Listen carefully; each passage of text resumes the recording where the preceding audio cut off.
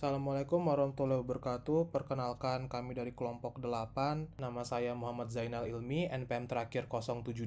Saya di Rizky Novan Saputra dengan NPM terakhir 277. Saya Adi Saputra dengan NPM akhir 279. Berikut bakal saya jelaskan garis besar final project yang diberikan oleh Bu Yisti. Kita disuruh memilih suatu jurnal ilmiah yang bakal mengimplementasikan sebuah pengenalan pola, yaitu naive Bayes, salah satu bentuk pengenalan pola yang biasa digunakan dalam machine learning. Jurnal yang dipilih kelompok 8 sendiri judulnya adalah implementasi naive Bayes untuk memprediksi waktu tunggu alumni dalam memperoleh pekerjaan. Di jurnal tersebut, mereka menggunakan 1240 data, baru mereka menggunakan K-fold cross validation-nya 10, jadi mereka membagi 1240 data tersebut dibagi menjadi 10 lipatan. Mereka membagi 7/10 menjadi data training dan 3/10 menjadi data testing. Di jurnal tersebut juga ada kelas variabel independennya, ada 6 variabel independen dari prodi, program studi, kelamin, kelas, konsentrasi, lama studi, dan IPK.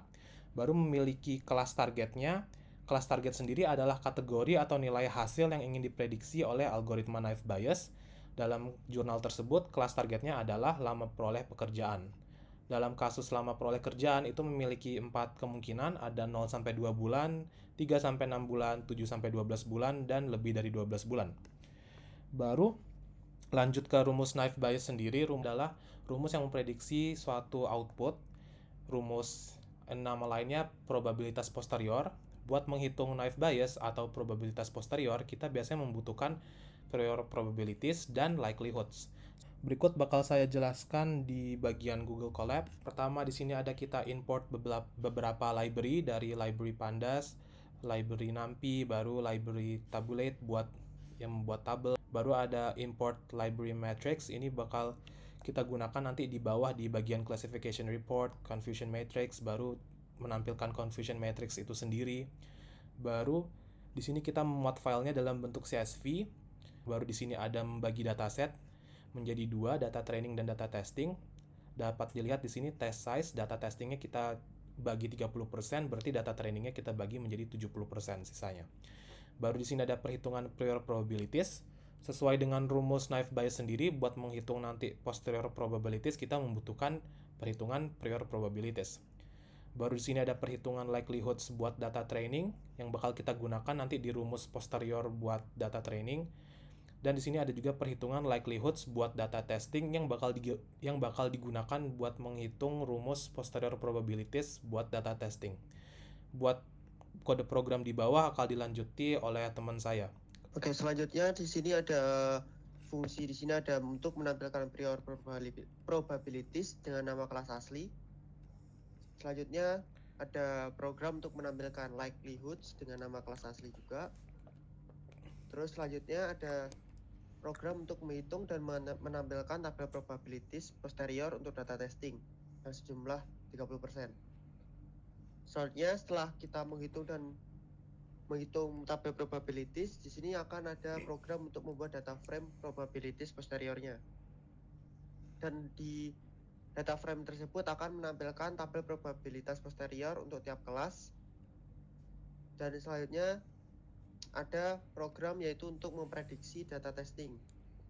Di sini dan terus selanjutnya ada untuk prediksi data training. Setelah memprediksi, di sini akan ada evaluasi. Untuk evaluasi data testing di sini akan ada program untuk menghitung akurasi untuk di data testingnya sendiri.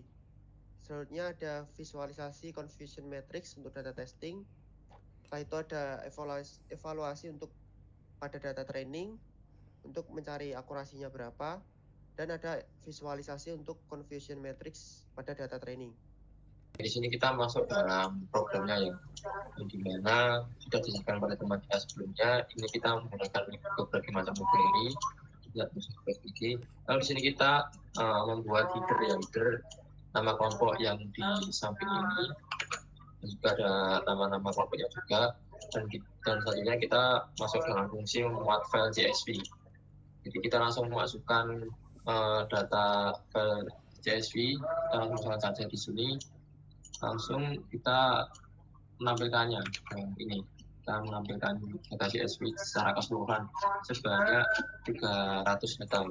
Kita tampilkan semuanya. Lalu kolom-kolom yang digunakan yaitu Explodi, Exlamin, Explus, dan seterusnya ini ya. Ini di sini. Lalu fungsi selanjutnya adalah membagi dataset menjadi data training dan juga data testing.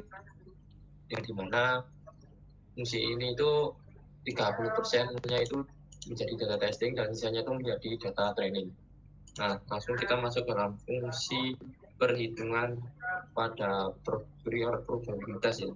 Yang dimana dalam perhitungan prior probabilitas sendiri itu dihitung dengan menghitung frekuensi setiap kelas yang di data training dan juga data testing tadi, dan itu memberikan kita probabilitas sebelum melihat fitur-fitur, misalnya lulus dan juga gagal.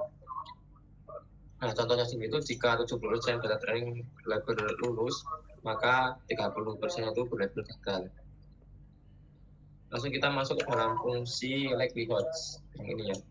Yang dimana likelihood sendiri itu dihitung untuk setiap fitur pada setiap kelas. Nah, ini itu merupakan probabilitas untuk setiap nilai fitur, misalnya nilai IPK. Nah, di nilai IPK sendiri itu diberikan kelas seperti misalnya lulus atau gagal. Langsung kita bisa melihat visualisasi dari prior probabilitas juga likelihood probabilitasnya. Nah, ini adalah hasil visualisasinya. Nah, ini untuk data training dan juga data testing. Ini bisa dikategorikan setiap atributnya, tiap-tiap kelasnya dari 0 sampai 12 bulan, 0 sampai 2 bulan, 3 sampai 6 bulan, 4 sampai 2 bulan, dan lebih dari 12 bulan. Oke. Langsung kita masuk dalam perhitungan probabilitas posterior. Oke. Di sini ya.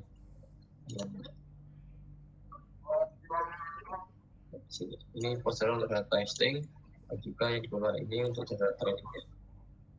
Nah, ini. Nah, jadi perlu kita ketahui bahwa probabilitas posterior ini itu dihitung dengan mengalihkan prior probabilitas dan juga likelihood ya. Nah, di sini kita mengiterasi setiap data uji, ekses, dan menghitung probabilitasnya untuk setiap kelas. Nah, perhitungan itu dilakukan untuk setiap kelas dan kemudian nilai-nilai posterior itu dinormalisasi sehingga totalnya itu menjadi satu. Nah, untuk mendapatkan distribusi probabilitas yang sah. Kita bisa melihat tabel probabilitas posterior untuk data testing di sini. Ini data testing.